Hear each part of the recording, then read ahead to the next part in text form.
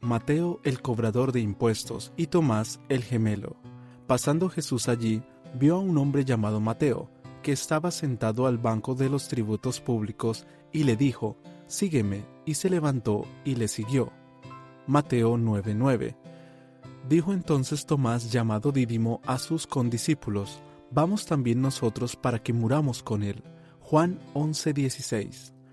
Como hemos visto hasta ahora, uno de los hechos que sobresale en las vidas de los 12 apóstoles es cuán sencillos y poco refinados eran cuando Jesús los encontró.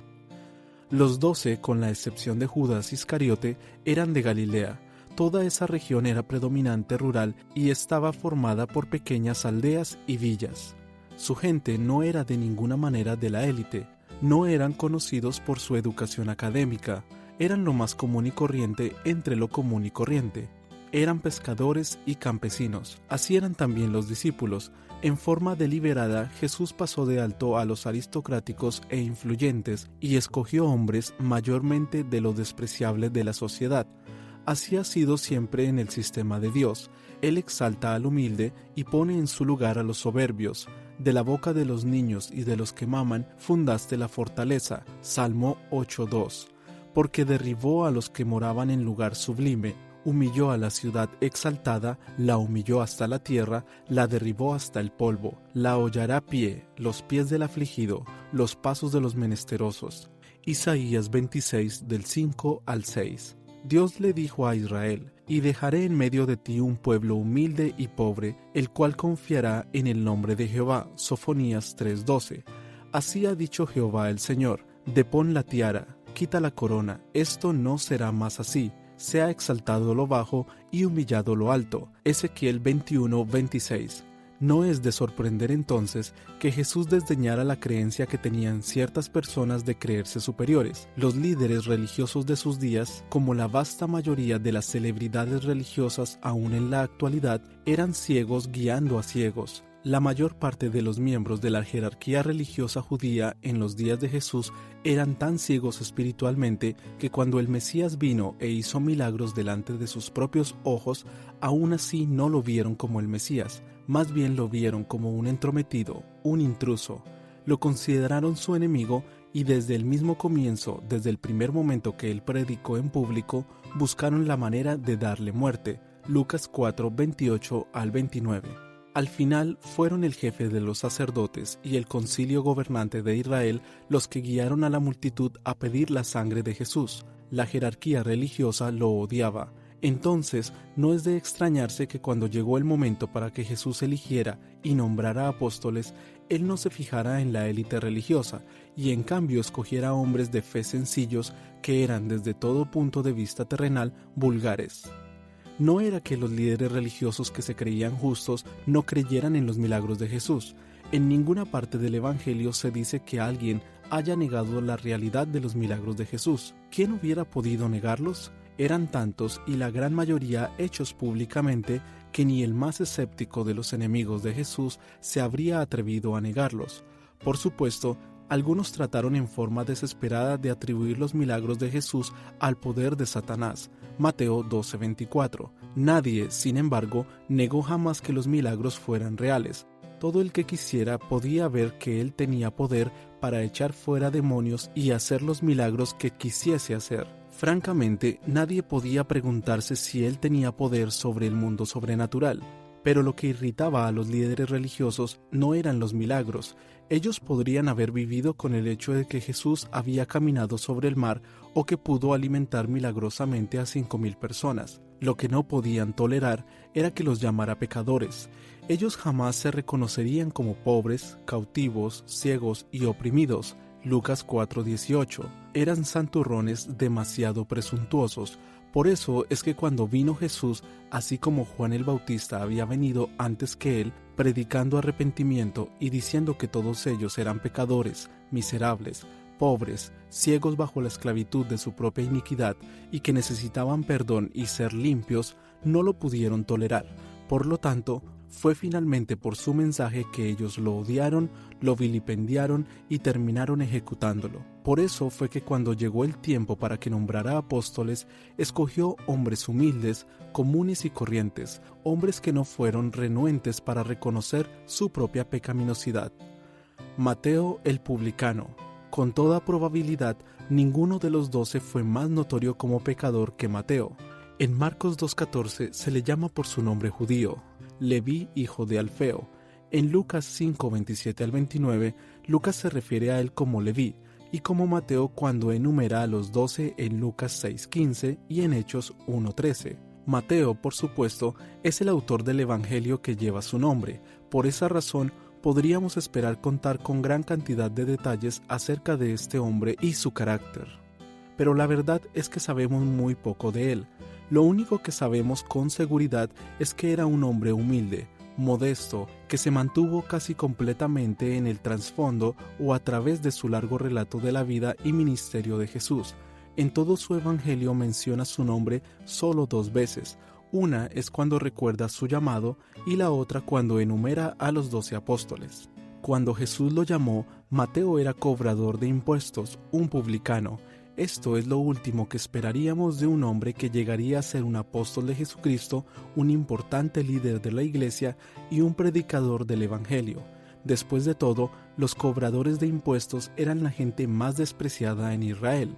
Eran odiados y despreciados por toda la sociedad judía. Se les consideraba menos que los herodianos, judíos leales a la dinastía idumea de Herodes, y más dignos de escarnio que los soldados romanos de la ocupación. Los publicanos eran hombres que habían comprado franquicias de impuestos del emperador romano para sacarle dinero al pueblo de Israel y alimentar las arcas romanas y llenar sus propios bolsillos. A menudo le sacaban el dinero a la gente usando malhechores. La mayoría de ellos eran despreciables, viles y truhanes sin principios. El llamado de este hombre aparece en Mateo 9:9. Viene de pronto y toma al lector completamente por sorpresa. Pasando Jesús de allí, de Capernaum, vio a un hombre llamado Mateo que estaba sentado al banco de los tributos públicos y le dijo: «Sígueme», y se levantó y le siguió. Esta es la única referencia a Mateo que encontramos en todo su evangelio. En los siguientes versículos, Mateo sigue diciendo: «Y aconteció que estando él sentado a la mesa en la casa, he aquí que muchos publicanos y pecadores que habían venido se sentaron juntamente a la mesa con Jesús y sus discípulos». Versículo 10. Según Lucas, este en realidad fue un enorme banquete que Mateo mismo ofreció en su casa en honor de Jesús. Parece que invitó a un gran número de sus colegas cobradores de impuestos y varias otras clases de truhanes y proscritos de la sociedad para que estuvieran con Jesús. Como vimos en los casos de Felipe y Andrés, el primer impulso de Mateo después de seguir a Jesús fue traer a sus amigos más cercanos para presentárselos al Salvador. Estaba tan emocionado por haber encontrado al Mesías que quería presentar a Jesús a todos los que él conocía. Para eso fue que organizó un gran banquete en honor de Jesús y los invitó a todos. Lucas dice lo que ocurrió en aquella ocasión. Y Leví le hizo gran banquete en su casa, y había mucha compañía de publicanos y de otros que estaban a la mesa con ellos, y los escribas y los fariseos murmuraban contra los discípulos, diciendo: «¿Por qué coméis y bebéis con publicanos y pecadores?». Respondiendo Jesús les dijo: «Los que están sanos no tienen necesidad de médico, sino los enfermos. No he venido a llamar a justos, sino a pecadores al arrepentimiento». Lucas 5:29 al 32.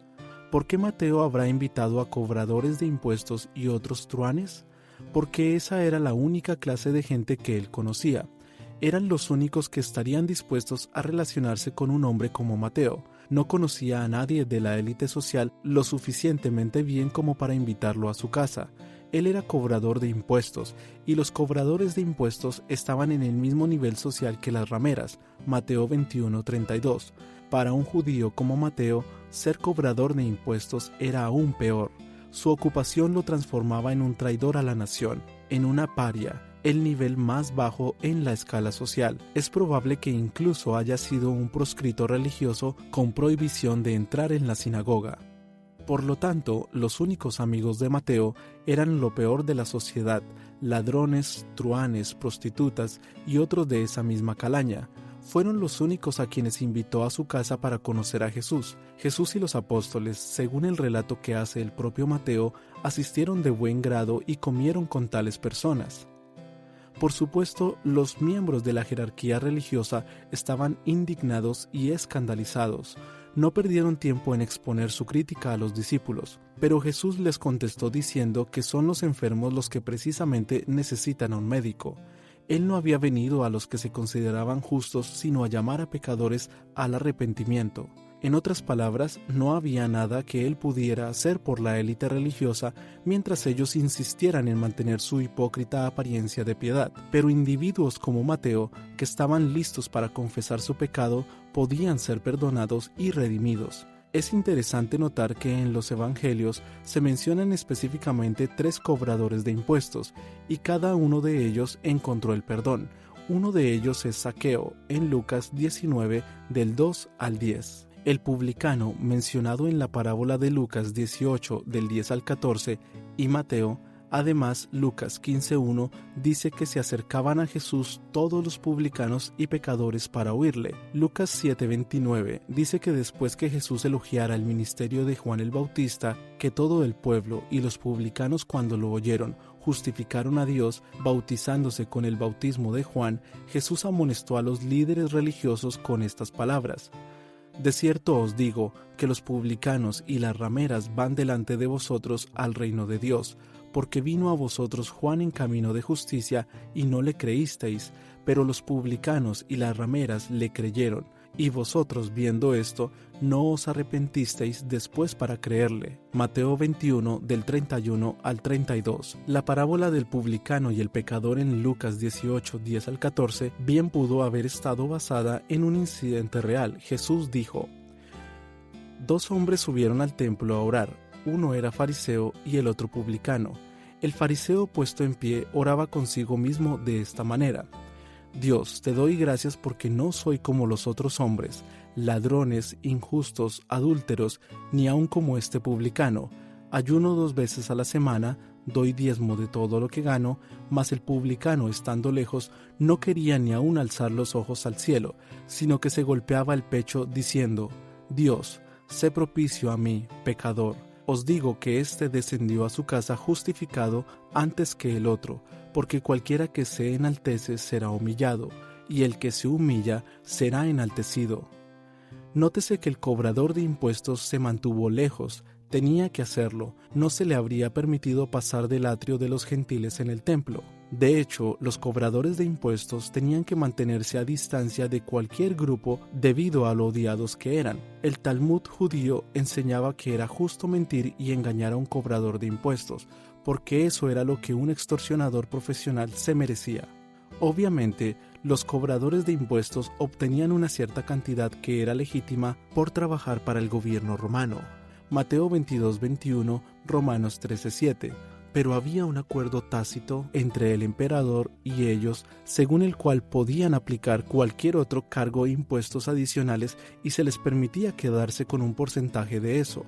Había 2 clases de cobradores de impuestos, los gabai y los moques. Los gabai eran los recolectores de impuestos generales.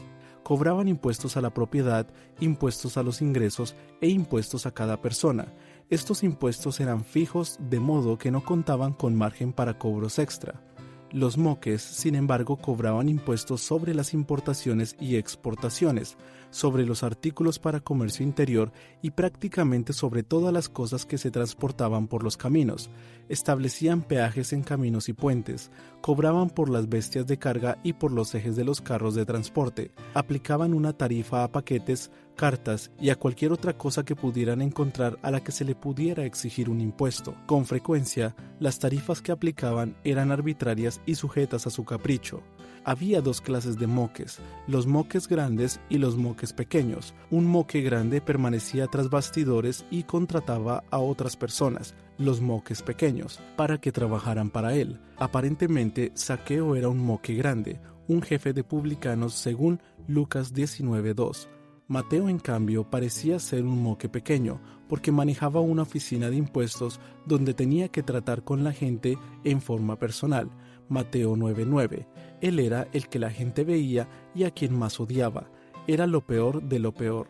Ningún judío que se respetara y que estuviera en su sano juicio habría escogido ser cobrador de impuestos. Era separado de su propio pueblo y también de su Dios. Después de todo, siendo que se le prohibía entrar a la sinagoga y sacrificar y adorar en el templo, en realidad estaba en peor estado en lo que a religión se refiere que un gentil. Por lo tanto, tiene que haber sido algo sorprendente para Mateo cuando Jesús lo escogió. Fue algo que sucedió inesperadamente. Según el propio relato de Mateo, Jesús lo vio sentado en el banco de los impuestos y simplemente le dijo: «Sígueme». Mateo 9:9. Instantáneamente y sin ningún tipo de vacilación, Mateo se levantó y le siguió. Abandonó la oficina de impuestos, salió de detrás de su escritorio y se alejó para siempre de aquella odiada profesión. La decisión que tomó fue irreversible tan pronto como la tomó. Sobraban las pirañas amantes del dinero que codiciaban un puesto como el de Mateo, de modo que no hay duda que apenas abandonó aquel lugar, ya había otro sentado en su banco. En cuanto a Mateo, una vez que se fue del negocio, nunca más volvió atrás, ni nunca se arrepintió de la decisión que había tomado. ¿Qué había en un hombre como Mateo que lo hizo dejar todo aquello en un instante? Podríamos asumir que era un hombre materialista, o en algún momento tiene que haberlo sido, porque si no fuera así, jamás habría buscado un trabajo como aquel. ¿Por qué entonces dejó todo para seguir a Jesús sin saber lo que le deparaba el futuro? La mejor respuesta que podemos deducir es que a pesar de todo lo que el alma torturada de Mateo había experimentado debido a la profesión que había escogido, muy dentro de él era un judío que conocía y amaba el Antiguo Testamento. Estaba espiritualmente hambriento. En algún punto de su vida, probablemente después de haber escogido aquella despreciable carrera, empezó a sufrir de un hambre espiritual que lo corroía y se transformó en un verdadero buscador. Por supuesto, Dios lo estaba buscando para atraerlo a él, y esa atracción, cuando se produjo, resultó irresistible. Sabemos que Mateo conocía muy bien el Antiguo Testamento porque en su Evangelio incluye 99 citas del Antiguo Testamento. Eso es más que las citas que hacen juntos Marcos, Lucas y Juan combinados. Era obvio que Mateo estaba familiarizado con el Antiguo Testamento porque cita de cada una de sus partes de la ley, de los salmos y de los profetas. Sin duda que tenía un buen conocimiento de todas las escrituras que tenía a su disposición. Es probable que haya hecho sus estudios del Antiguo Testamento por su propia cuenta debido a que no podía oír la palabra de Dios explicada en alguna sinagoga. Aparentemente, en un intento por llenar el vacío espiritual que había en su vida, había acudido a las Escrituras. Mateo creía en el Dios verdadero y porque sabía lo que decía la revelación de Dios, estaba en condiciones de entender las promesas del Mesías. También tiene que haber sabido de Jesús, porque sentado en su banco de trabajo en una encrucijada, tiene que haber oído información en forma constante sobre este hacedor de milagros que estaba haciendo desaparecer las enfermedades de Palestina, echando fuera demonios de la gente y haciendo portentos. De modo que cuando Jesús pasó por allí y lo llamó para que lo siguiera, él tenía suficiente fe para dejarlo todo y seguirlo. Su fe no solo queda establecida claramente en lo inmediato de su respuesta, sino también en el hecho de que después de seguir a Jesús, le ofreció aquel banquete evangelístico en su casa. Esto es prácticamente todo lo que sabemos de Mateo. Él conocía el Antiguo Testamento, creía en Dios, esperaba al Mesías, dejó todo en forma instantánea cuando se encontró con Jesús y en medio del gozo de esa nueva relación, buscó a los parias de su mundo y los llevó ante Jesús. Llegó a ser un hombre de quieta humildad que amaba a los marginados y no dio lugar a la hipocresía religiosa. Mateo fue un hombre de una gran fe y completamente rendido al señorío de Cristo. Es un vivo recordatorio que a menudo el Señor escoge a las personas más despreciables de este mundo, las redime, les da nuevos corazones y las usa en forma admirable. El perdón es la hebra que corre a través de Mateo 9 después del relato sobre la conversión de Mateo. Por supuesto, como cobrador de impuestos, Mateo conocía su pecado, su avaricia, su traición a su propio pueblo. Sabía que era culpable de soborno, extorsión, opresión y abuso, Pero cuando Jesús le dijo, sígueme, Mateo sabía que junto a esa orden había una promesa de perdón de sus pecados. Hacía mucho tiempo que su corazón anhelaba recibir ese perdón.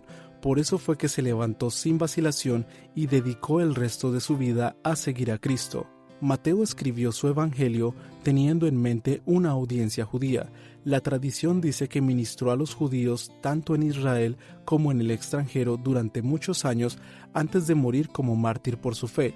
No hay información fidedigna sobre cómo murió, pero las tradiciones más antiguas indican que fue quemado en la hoguera. Así que este hombre, que sin pensarlo 2 veces abandonó una carrera lucrativa, se mantuvo dispuesto a darlo todo por Cristo hasta el fin de sus días. Tomás el pesimista. El último apóstol en el segundo grupo de 4 es también un nombre familiar, Tomás. Con frecuencia se le llama Tomás el incrédulo, pero esa quizás no sea la etiqueta que le quede mejor, porque fue un hombre mejor de lo que la opinión popular parece suponer. Probablemente sea justo, sin embargo, decir que Tomás era una persona en tanto negativa. Se preocupaba por todo y era intranquilo, tendía a la ansiedad, era como Manolito, el amiguito de Mafalda, siempre estaba anticipando lo peor. El pesimismo, más bien que las dudas, parecía ser el pecado que lo atormentaba. Según Juan 11:16, a Tomás también se le llamaba Dídimo, que quiere decir gemelo. Aparentemente tenía un hermano gemelo o una hermana gemela, pero la escritura no lo identifica. Al igual que Natanael, Tomás es mencionado una sola vez en cada uno de los 3 evangelios sinópticos. En cada caso simplemente se da un nombre en una lista junto con los de los otros 11 apóstoles. Ni Mateo, ni Marcos, ni Lucas dan detalles sobre él. Todo lo que sabemos nos lo proporciona el Evangelio de Juan. Es obvio por el relato de Juan que Tomás tenía la tendencia de solo mirar los lados más oscuros de la vida. Siempre parecía anticipar lo peor, pero no obstante su pesimismo, a través del relato que hace Juan, es posible ver algunos elementos maravillosamente redimidos de su carácter. La primera vez que Juan lo menciona es en 11:16. Es un solo versículo, pero dice mucho sobre su carácter. En este contexto, Juan está describiendo el preludio a la resurrección de Lázaro. Jesús había salido de Jerusalén debido a que su vida allí corría peligro, así es que se fue de nuevo al otro lado del Jordán, al lugar donde primero había estado bautizando Juan, y se quedó allí. Juan 10:40. Grandes multitudes vinieron a oírlo predicar. Juan dice, y muchos creyeron en él allí. Versículo 42. Es probable que este haya sido el tiempo más fructífero que los discípulos hayan visto desde que empezaron a seguir a Jesús. La gente respondía muy bien, las almas se convertían y Jesús pudo ministrar libremente sin la oposición de los gobernantes religiosos de Jerusalén. Pero algo ocurrió que vino a interrumpir su tiempo en el desierto. Juan escribe, estaba entonces enfermo uno llamado Lázaro de Betania, la aldea de María y de Marta su hermana. María, cuyo hermano Lázaro estaba enfermo, fue la que ungió al Señor con perfume y le enjugó los pies con sus cabellos. Juan 11 del 1 al 2.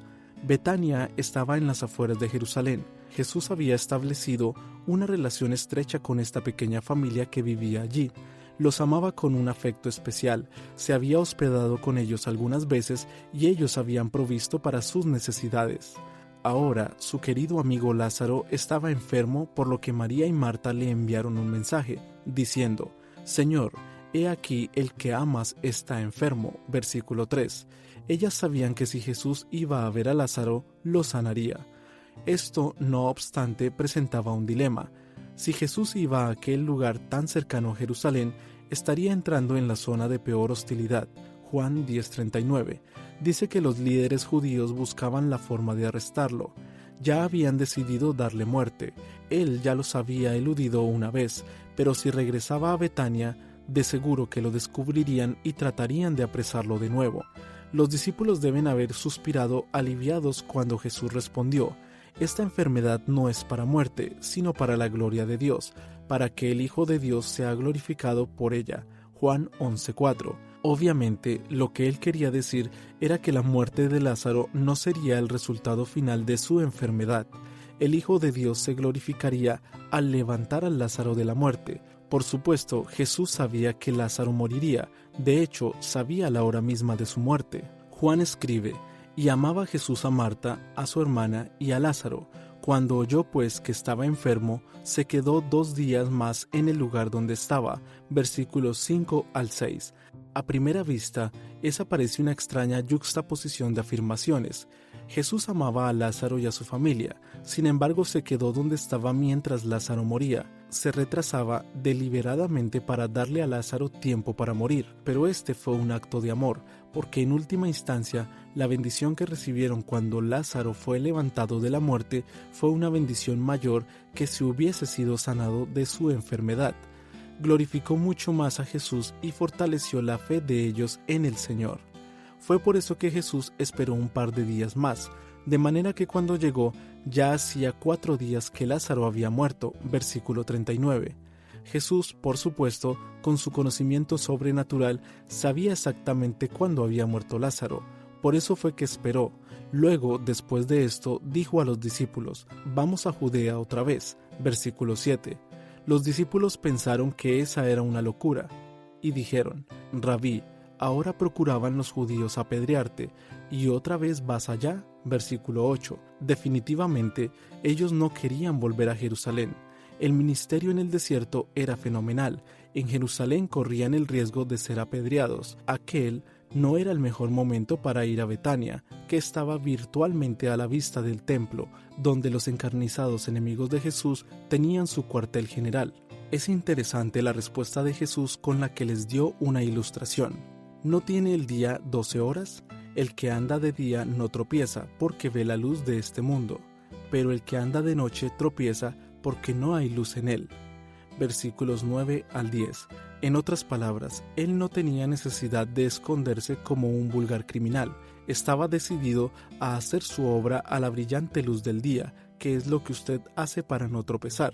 Los que andan en la oscuridad están en peligro de tropezar, particularmente los dirigentes religiosos que buscaban secretamente una manera de darle muerte. Les dijo eso a los discípulos para calmarlos.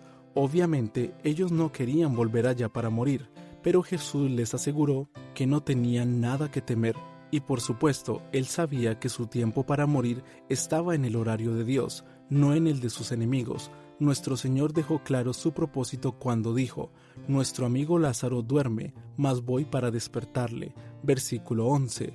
Los discípulos no captaron el sentido de lo que Jesús les acababa de decir, y dijeron: «Señor, si duerme, sanará». Versículo 12. Si solo duerme, ¿por qué no dejarlo descansar? Después de todo, Jesús ya había dicho que su enfermedad no era mortal. Los discípulos no podían ver la urgencia de la situación. Para ellos, Lázaro ya estaba en el camino de la recuperación. Pero Jesús decía esto de la muerte de Lázaro, y ellos pensaron que hablaba del reposar del sueño. Entonces Jesús les dijo claramente: «Lázaro ha muerto, y me alegro por vosotros de no haber estado allí para que creáis, mas vamos a él». Versículo 13 al 15. Ahora entendieron. Jesús tenía que volver, estaba decidido a hacerlo. Nadie lo podría convencer de no ir. Es posible que les haya parecido el peor de los posibles desastres. Tenían mucho temor porque estaban convencidos de que si Jesús regresaba a Betania encontraría la muerte, pero él estaba decidido. Fue a esta altura que Tomás habló. Aquí es donde lo encontramos mencionado por primera vez en todos los registros de los evangelios. Dijo entonces Tomás, llamado Dídimo, a sus condiscípulos: «Vamos también nosotros para que muramos con él». Versículo 16. Eso es ser pesimista, y el pesimismo era típico en Tomás. Sin embargo, era un pesimismo heroico. Él no podía ver más que el desastre por delante. Estaba seguro de que Jesús iba directamente al lugar donde lo apedrearían. Pero si eso era lo que el Señor estaba dispuesto a hacer, Tomás estaba inexorablemente dispuesto a ir y morir con él. No se puede sino admirar su valentía. No es fácil ser pesimista. Es una forma muy lamentable de vivir. Un optimista quizás habría dicho: «Vamos, todo va a salir bien. El Señor sabe lo que hace. Él dice que no nos va a pasar nada, estaremos bien». Pero el pesimista dice: «Él está yendo a la muerte y nosotros vamos a morir con él». Por lo menos Tomás tuvo el valor de ser leal aún a pesar de su pesimismo. Es mucho más fácil que un optimista sea leal porque siempre espera lo mejor. En cambio, para un pesimista es difícil ser leal porque está convencido de que le va a pasar lo peor. Este es un pesimismo heroico, este es un valor auténtico. Tomás había dedicado su vida a Cristo. En este sentido, tiene que haber sido como Juan. Cuando pensamos en alguien que amaba a Jesús y buscaba estar cerca de él, por lo general pensamos en Juan, precisamente porque siempre estaba cerca de Jesús. Pero en este relato se ve claramente que Tomás no quería vivir sin Jesús. Si Jesús iba a morir, Tomás estaba listo para morir con él. En esencia, lo que dice es: muchachos, despabilense, vamos y enfrentemos la muerte. Mejor es morir y estar con Jesús que quedarnos aquí. Tomás fue un ejemplo de valor para el resto de los apóstoles.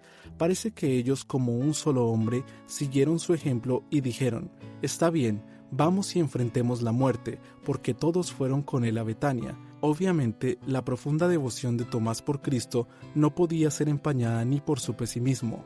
Nunca había pensado que seguir a Jesús sería algo fácil. Todo lo que podía ver eran las fauces de la muerte abriéndose para tragarlo. Pero siguió a Jesús con un valor denodado. Si era necesario, estaba resuelto a morir con su Señor en lugar de abandonarlo. Prefería morir que quedarse vivo y separado de Cristo. En Juan 14 se ve nuevamente el profundo amor de Tomás por el Señor. Usted recordará de nuestro estudio sobre Felipe que Jesús les habló de su inminente partida. Voy pues a preparar lugar para vosotros. Juan 14:2. Y sabéis a dónde voy y sabéis el camino. Versículo 4. En el versículo 5 habla Tomás. Le dijo Tomás: Señor, no sabemos a dónde vas. ¿Cómo pues podemos saber el camino? De nuevo vemos su pesimismo. En esencia, él estaba diciendo: tú te vas, nunca podremos llegar a donde tú vas, ni siquiera sabemos cómo llegar allí. ¿Cómo se supone que llegaremos? Sería mejor que muriéramos contigo porque entonces no habría separación. Si morimos juntos, permaneceremos juntos. Pero si te vas solo, ¿cómo te vamos a poder encontrar? Ni siquiera sabemos cómo llegar a ese lugar. Aquí tenemos a un hombre con un amor profundo, un hombre cuya relación con Cristo era tan fuerte que nunca quiso estar separado de él. Su corazón languideció al oír que Jesús hablaba de dejarlos. Eso lo destrozó. La sola idea de perder a Cristo lo paralizaba. Durante aquellos años había estado tan apegado a Jesús que se habría sentido feliz de morir con Cristo, pero no podía aceptar la idea de vivir sin Él. No podemos dejar de admirar su devoción a Cristo. Esto fue abrumador para Tomás y sus peores temores se cumplieron. Jesús murió y él no. Encontramos el siguiente cuadro de Tomás en Juan 20. Después de la muerte de Jesús, los discípulos fueron presa de un dolor profundo y todos se juntaron para consolarse mutuamente. Todos excepto Tomás. Juan 20:24 dice: Tomás, uno de los 12, llamado Dídimo, no estaba con ellos cuando Jesús vino. Qué lástima que no haya estado allí, porque Jesús vino y se apareció a ellos. Se habían encerrado en un cuarto en algún lugar, posiblemente el aposento alto en Jerusalén. Juan escribe: las puertas estaban cerradas en el lugar donde los discípulos estaban reunidos por miedo de los judíos. Versículo 19. De repente, aunque puertas y ventanas estaban bien cerradas, vino Jesús y puesto en medio les dijo: paz a vosotros. Y cuando les hubo dicho esto, les mostró las manos y el costado, y los discípulos se regocijaron viendo al Señor. Versículos 19 al 20. Tomás se perdió todo eso. ¿Por qué no estaba allí? Es posible que siendo tan negativo, tan pesimista, una persona tan melancólica haya estado absolutamente destrozado en algún lugar, sumiéndose en su propio dolor. Él no podía ver sino lo peor de las cosas. Ahora su miedo se había hecho realidad. Jesús se había ido, y Tomás estaba seguro de que nunca más lo volvería a ver. Posiblemente haya estado pensando que nunca encontraría el camino para llegar hasta donde estaba Jesús. Sin duda, estaba lamentándose por no haber muerto con Jesús como en primera instancia había determinado hacer. Tal vez Tomás se sintió solo, traicionado, rechazado, abandonado. Todo había terminado. Aquel a quien amaba tan profundamente se había ido y eso le había destrozado el corazón. No estaba de humor para socializar, estaba con el corazón destrozado, hecho pedazos, devastado. Lo único que quería era estar solo, sencillamente no estaba para hablar de bueyes perdidos, no se sentía con ganas de estar con otras personas aunque se tratara de sus amigos. Le dijeron pues los otros discípulos: al Señor hemos visto, versículo 25. Estaban muy emocionados, extáticos y ansiosos de compartir la buena noticia con Tomás. Pero alguien en el estado de ánimo en que se encontraba Tomás no iba a alegrarse tan fácilmente. Seguía siendo un pesimista sin esperanza. Todo lo que podía ver era el lado malo de las cosas, y esto parecía demasiado bueno para ser verdad. Él le dijo: si no viere en sus manos la señal de los clavos, y metiere mi dedo en el lugar de los clavos, y metiere mi mano en su costado, no creeré. Versículo 25. Por esta afirmación es que se le llegó a conocer como Tomás el Incrédulo. Pero no seamos tan duros con él. Recuerde, los otros discípulos tampoco creyeron en la resurrección hasta que vieron a Jesús. Marcos 16 del 10 al 11 dice que después que María Magdalena lo vio, yendo ella lo hizo saber a los que habían estado con él que estaban tristes y llorando. Ellos, cuando oyeron que vivía y que había sido visto por ella, no lo creyeron. Los dos discípulos en el camino a Emaús anduvieron con él una larga distancia antes de darse cuenta quién era. El versículo 13 dice: ellos fueron y lo hicieron saber a los otros, y ni aun a ellos creyeron. Cuando Jesús se apareció en el cuarto donde los discípulos estaban reunidos, les mostró las manos y el costado. Juan 20:20. Entonces creyeron, pero todos fueron lentos para creer. Lo que distingue a Tomás de los otros 10 no fue que su duda fuera mayor, sino que su dolor fue mayor. Juan 20:26 dice que pasaron 8 días antes que Jesús se apareciera de nuevo a los discípulos.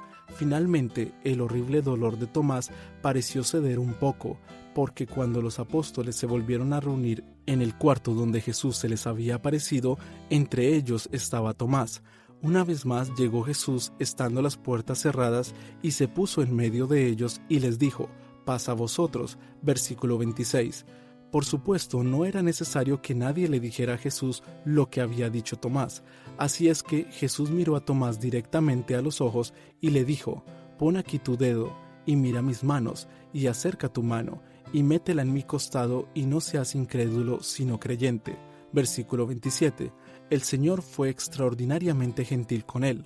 Tomás había errado porque estaba más o menos predispuesto a ser pesimista, pero su error fue el error de un amor profundo.